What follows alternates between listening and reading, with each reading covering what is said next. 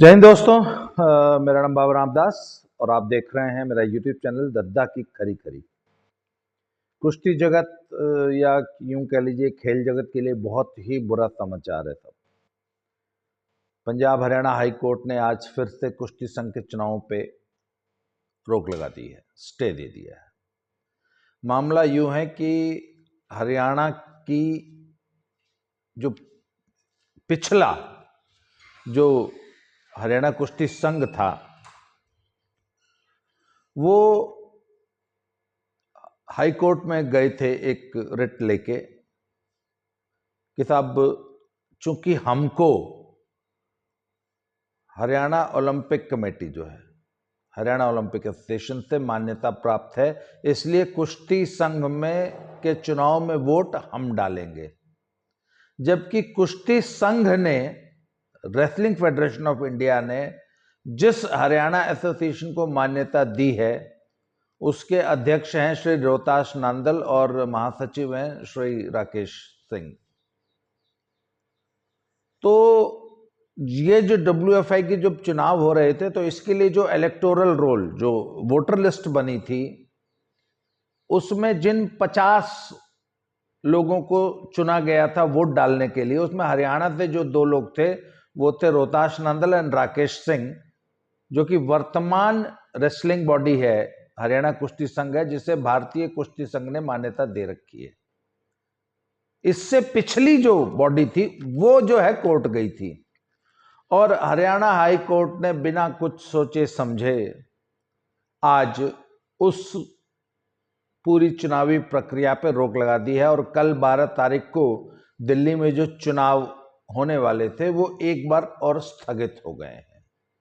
अब चुनाव स्थगित होने का मतलब यह है कि ये चुनाव सब ओरिजिनली अप्रैल में होने वाले थे। फिर अप्रैल में धरनेबाजी जब शुरू हुई तो अप्रैल से हटके फिर मई, जून, जुलाई और अब ये अगस्त का 12 अगस्त का चुनाव भी रोक दिया गया है। और ये सिर्फ ये इससे पहले एक बार गुवाहाटी हाई कोर्ट से स्टे ले आए थे, तो उस स्टे को WFI ने, जो अभी निवर्तमान बॉडी है, ये सुप्रीम कोर्ट से वो स्टे वेकेट कराया, तो तब आज फिर से एक नया स्टे ले आए। ये कुछ नहीं है, इन धरना जीवियों वाली जो लॉबी है ना, उसके द्वारा ये डिले टैक्टिस अपनाई जा रही है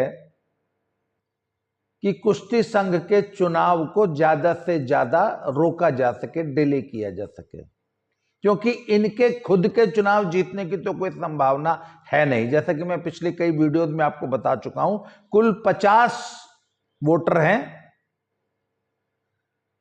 जिसमें से लगभग 40-42 जो हैं वो ब्रजभूषण सिंह कैंप के हैं और 7 या 8 वोटर जो हैं ये धरनाजीवी कैंप के हैं।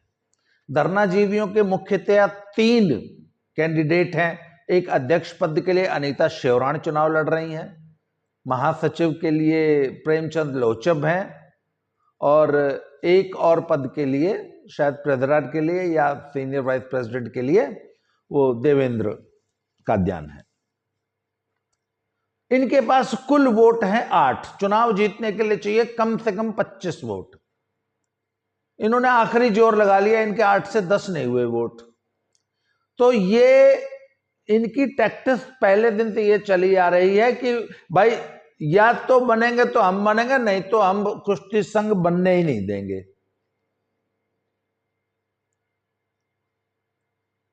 वो बात है ना कि एक आदमी होता है बदमाश, वो कहता है खीर या तो मैं खाऊंगा सारी अकेले, नहीं तो फिर किसी को खाने नहीं दूंगा। तो तब धरनाजीवियों की यह टैक्टिस है। धरनाजीवी जब अमित शाह से और अनुराग ठाकुर से मिले थे धरने के दौरान, तो उनसे ये वादा लेके आए थे जी कि कुश्ती संघ हमको दे दिया जाए। तो बताते हैं कि ऐसा वादा खेल मंत्रालय ने या अमित शाह जी ने कर दिया था इनसे कि ठीक है जी कुश्ती संघ में आपको दे देंगे। पर बाद में जब उसकी प्रैक्टिकल दिक्कतें समझ में आए तो समझ में आया कि नहीं, ऐसा संभव नहीं है, कुश्ती संघ इनको दिया नहीं जा सकता। तो फिर हुआ क्या कि चलो इनको चुनाव लड़ने लायक बना देते हैं, तो ये तो चुनाव लड़ने लायक भी नहीं थे। क्यों? क्योंकि इनका कोई आदमी किसी बॉडी में था ही नहीं। तो गुवाहाटी हाई कोर्ट से स्टे लेके जब इनको 15-20 दिन का समय मिल गया तो प्रेशर डलवा के इन्होंने अपने 3 आदमी 3 डिफरेंट स्टेट से घुसाए। जैसे अनीता शोरान को घुसाया उड़ीसा से, एक दूसरे को घुसाया प्रेमचंद लोचप को घुसाया गुजरात से, और एक तीसरे को घुसाया असम से। तो पहले तो ये चुनाव लड़ने लायक हुए। तो सरकार ने इनसे कहा कि भैया देखो, हमने तुमसे वादा किया था कि तुमको चुनाव लड़ा देंगे, चुनाव जिताने का वायदा हम नहीं कर सकते, चुनाव तो आपने ही जीतना है। हम आपको जीत हार नहीं एश्योर कर सकते, हम इतना एश्योर कर सकते हैं कि आप चुनाव लड़ लें। आपको हमने लड़ने लायक बना दिया है, आपका नॉमिनेशन फाइल कर दिया है, फाइनल नॉमिनेट की लिस्ट में आपका नाम आ गया है। अब 12 तारीख को अपने वोट जुगाड़िए और चुनाव जीत जाइए। ये स्टैंड है अब तक खेल मंत्रालय का या सरकार का। इन्होंने आखिरी कोशिश कर ली तो ये 8 से ज्यादा वोट अपने लिए नहीं जुटा पाए। तो अब इन्होंने जब देख लिया कि अब और कोई चारा नहीं है, तो आज ये हाई कोर्ट से स्टे ले आए। अब कल WFI का चुनाव नहीं होगा, मतलब WFI फिर से एक अनिश्चित काल के लिए इसका गठन अब स्थगित हो गया। इसका सबसे बड़ा नुकसान जो है ना वो कुश्ती को हो रहा है। वो हमारे यहां कहते हैं ना कि अगर कोई आदमी कहे ना आपसे कि आइए मैं आपकी सेवा करूंगा, या मैं वहां जाऊंगा तो वहां मेरी बहुत सेवा हुई, तो भैया सेवा 2 किस्म की होती है। हम बोलचाल की भाषा में 2 टाइप की सेवा होती है। एक तो सेवा होती है कि आपका बहुत स्वागत सत्कार हो, जाओ जी जाओ, हमारा कोको आ गया था, चलो। तो या तो हो सेवा सत्कार, बहुत मेहमान नवाजी हो, आपको बढ़िया बढ़िया खाने खिलाए जाएं, बढ़िया आपकी सेवा हो। और एक दूसरी सेवा होती है उल्टा लटका के पीटने की, उसको भी सेवा कहते हैं कि इसकी कंबल परेड करो। तो साहब जब ये धरना जी भी आए थे तो इन्होंने कहा था हम तो जी कुश्ती की सेवा कर रहे हैं। तो अब इनकी वो सेवा हमें समझ में आ रही है कि ये कुश्ती की कौन सी सेवा कर रहे हैं। इनका एटीट्यूड ये है कि या तो सारी खीर न मैं खाऊंगा, नहीं तो किसी ने नहीं खाने दूं। एशियन गेम्स खेलेंगे तो ये खेलेंगे, नहीं तो कोई नहीं खेलेगा। ये इनका एटीट्यूड है। कुश्ती संघ हमारा होगा, हम कुश्ती संघ पे कब्जा करेंगे, अगर नहीं तो फिर हम कुश्ती संघ बनने ही नहीं देंगे। इस एटीट्यूड के साथ ये कुश्ती की सेवा कर रहे हैं। अब प्रॉब्लम्स कहां आ रही हैं भाई? जब से कुश्ती संघ में ये संकट पैदा हुआ है, आपको ध्यान होगा पिछली जनवरी से लेकर आज तक एक भी नेशनल टूर्नामेंट देश में नहीं हुआ, जबकि 18 या 19 नेशनल टूर्नामेंट्स होते हैं एक साल में, डिफरेंट अलग अलग कैटेगरीज के। नेशनल चैंपियनशिप्स होती हैं, ओपन रैंकिंग टूर्नामेंट्स होते हैं, फेडरेशन कप्स होते हैं, ग्रैंड प्री होती है, उसके बाद जूनियर सब जूनियर कैडेट के यूथ की डिफरेंट चैंपियनशिप्स होती हैं। वो सब ठंडे बस्ते में है। इस साल एक भी टूर्नामेंट नहीं हुआ। अब सब जब टूर्नामेंट्स होते हैं तो कोचिंग कैंप्स लगते हैं, फिर बाहर टीमें जाती हैं। एशियन गेम्स सितंबर में है जी, आज तक एशियन गेम्स का कोचिंग कैंप नहीं लगा। एक काम चलाऊ एडॉक कमेटी है, वो कुश्ती संघ का काम धाम देख रही है, तो वो काम चलाऊ, उसका नाम ही काम चलाऊ एडॉक कमेटी है, तो वो काम चलाऊ काम कर रही है। उसका काम है एशियन गेम्स की ट्रायल करा दिया धुरी सी, उसमें भी आज तक ये नहीं पता कि 53 किलो और 65 किलो में कौन खेलेगा, उनको कोई मतलब नहीं है। उन्होंने कह दिया था अब वर्ल्ड चैंपियनशिप की ट्रायल होनी थी, उन्होंने कहा था नई फेडरेशन आएगी 12 तारीख के बाद वो ट्रायल कराएगी। अब नई फेडरेशन चलेगी ठंडे बस्ते में। अब एशियन गेम्स की जो बची कुची ट्रायल थी 53 की और 65 की, उसको कौन कराएगा? वर्ल्ड चैंपियनशिप की ट्रायल कौन कराएगा? एशियन गेम्स का कैंप लगेगा कि नहीं लगेगा? कौन कोचेस उसके साथ जाएंगे? एडॉक कमेटी में 2 राहु के सलाहकार बिठा रखे हैं, उन्होंने पुराना सारा कोचेस का पैनल बंद करके नए नए कोचेस टीम के साथ भेजने शुरू कर दिए। वो लोग जो उनके साथ धरने में शामिल होंगे, आजकल आप देख लीजिए जितने भी कोचेस इन टीम्स के साथ जा रहे हैं वो लोग हैं जो कि धरनेबाजी में इन धरनाजीवियों के साथ जंतर मंत्र पे दिखाई देते थे, उनको उपकृत किया जा रहा है टीमों के साथ बेच के।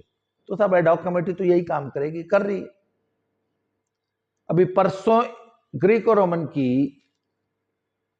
टीम गई है रोमानिया, बुखारेस्ट गई है, वहां पे कोई टूर्नामेंट हो रहा है। तो किसी ने पूछा कि साहब वहां पे और भी बहुत सारे कंट्रीज आए हुए हैं और विमेन का और फ्री स्टाइल का भी कैंप लगा हुआ है, तो आप विमेन और फ्री स्टाइल को भी भेज देते। बोला नहीं, उसमें विवाद है, इसलिए विमेन की टीम्स को ड्रॉप कर दिया, फ्री स्टाइल की टीम को ड्रॉप कर दिया। एडॉक कमेटी ने अकेले 6 बच्चे ग्रीको रोमन वाले भेज दिए। मतलब विमेन रेसलिंग और फ्री स्टाइल रेसलिंग को ग्रहण लग चुका है। आज तक कैंप नहीं डिसाइड हुआ, लगेगा कि नहीं लगेगा, कब लगेगा, कहां लगेगा। आज तक कोचेस का पैनल ही डिसाइड नहीं हुआ। अब बताइए, तब जब नेशनल चैंपियनशिप्स होती हैं, डिफरेंट टूर्नामेंट्स होते हैं, तो बच्चों के मेडल आते हैं, बच्चों को नौकरियां मिलती हैं, बच्चों को स्कॉलरशिप्स मिलती हैं, बच्चों को, बहुत सारे लोग जो ऑलरेडी जॉब्स में हैं उनको प्रमोशंस मिलते हैं। जब नेशनल टूर्नामेंट्स होते हैं तो उनकी कंपटीशन के लिए कैंप्स लगते हैं, स्टेट चैंपियनशिप्स होती हैं, डिस्ट्रिक्ट चैंपियनशिप्स होती हैं।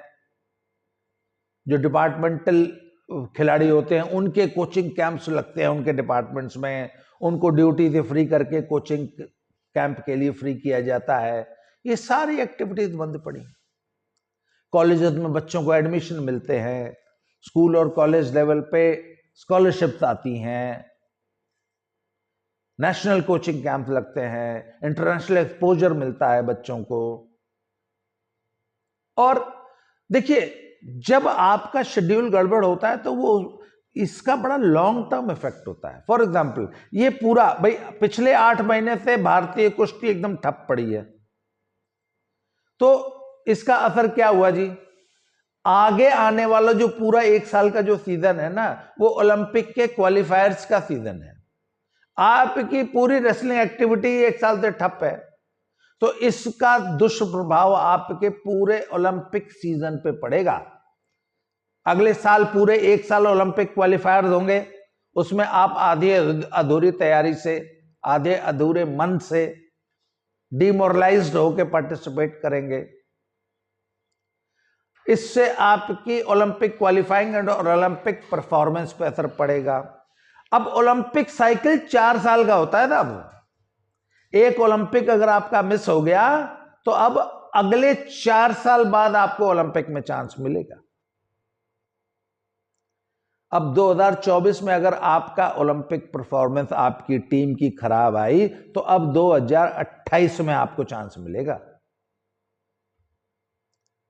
2023 का पूरा सीजन आपने खराब कर लिया, इसका दुष्प्रभाव आपको अगले पूरे 2024 के कैलेंडर ईयर में झेलना पड़ेगा।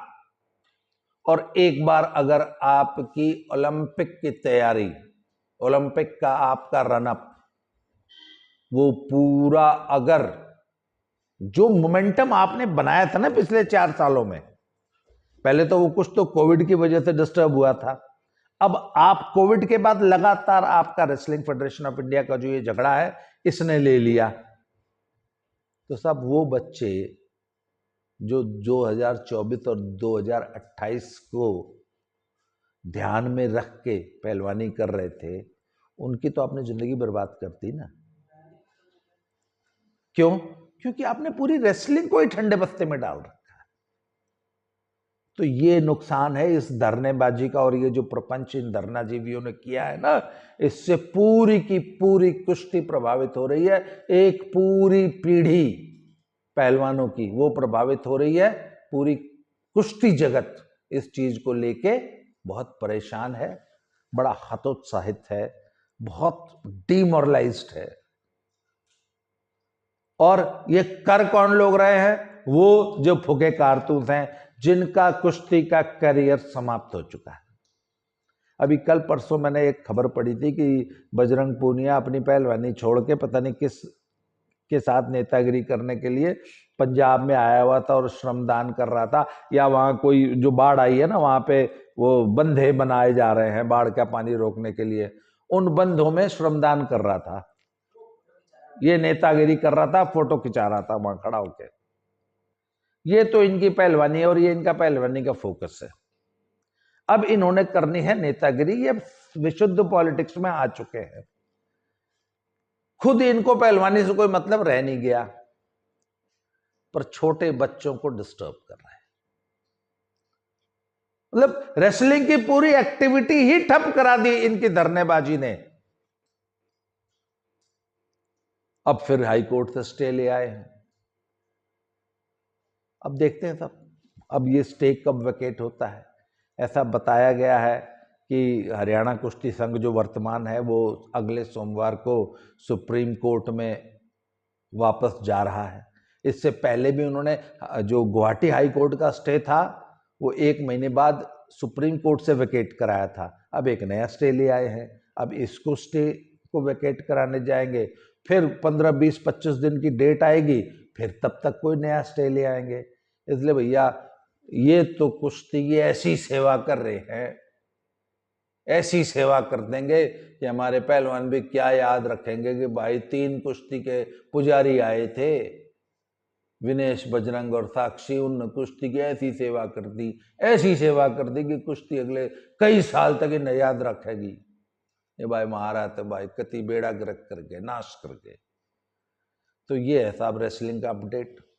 अब देखते हैं, फिलहाल कल चुनाव नहीं होंगे, इसलिए यदि आप कुश्ती जगत के पहलवान और उनके अभिभावक और कोचेस कुछ आशा लगाए बैठे थे कि अब कुश्ती वापस पटरी पे आ जाएगी, तो नहीं भाई साहब, अभी तो बहुत लंबा सफर बाकी है, अभी दिल्ली बहुत दूर है। अब इंतजार कीजिए कि ये स्टे कब वेकेट होता है और कब अब अगली चुनावी प्रक्रिया शुरू होती है। और जो वो जज बैठा था उसने के मतलब कुश्ती था। अभी हम बात कर रहे थे कि हजारों बच्चे, लाखों बच्चे ऐसे हैं जिन्होंने जिंदगी में 4 बजे के बाद कभी बेड पे सो के नहीं देखा। सारी दुनिया पार्टी करती है तो वो बच्चे रात को 10 बजे इसलिए सो जाते हैं कि उनको अगले दिन सुबह 4 बजे उठ के वापस प्रैक्टिस करनी है। मैंने अखाड़ों में ऐसे बच्चे देखे हैं जिन्होंने पूरे अपने बचपन और जवानी कभी किसी फैमिली फंक्शन में नहीं गए, कभी किसी शादी ब्याह में नहीं गए, कभी किसी के बर्थडे में नहीं गए। क्यों? क्योंकि अपना फोकस उनका ना हट जाए। वो दिन रात अखाड़ों में रह के पहलवानी कर रहे हैं सिर्फ इसलिए कि एक नेशनल चैंपियनशिप आएगी, उसमें पार्टिसिपेट करना है, वो इंटरनेशनल टूर्नामेंट आएगा, उसको लक्ष्य बना रखा है। सुबह 4 बजे उठ के पसीना बहाना शुरू करते हैं। यहाँ ये चोटी का जो पसीना है ना वो एड़ी तक आ जाता है। निक्कर टी शर्ट ऐसे जब निचोड़ते हैं ना तो बाल्टी भर जाए इतना पसीना काट देते हैं। वो बेचारे बच्चों की हताशा, निराशा, वो आज हम इमेजिन भी नहीं कर सकते कि आज उनके ऊपर क्या बीत रही होगी। खैर साहब चलिए देखते हैं, ईश्वर हमारी परीक्षा ले रहा है, देखिए कितने दिन लेगा। हम भी देखेंगे ये पहलवानी का कितना नुकसान कर लेंगे। तो साहब let us see what happens next. आज के लिए इस वीडियो में इतना ही। बहुत बहुत धन्यवाद। अगले वीडियो में फिर से मिलते हैं। Thank you very much.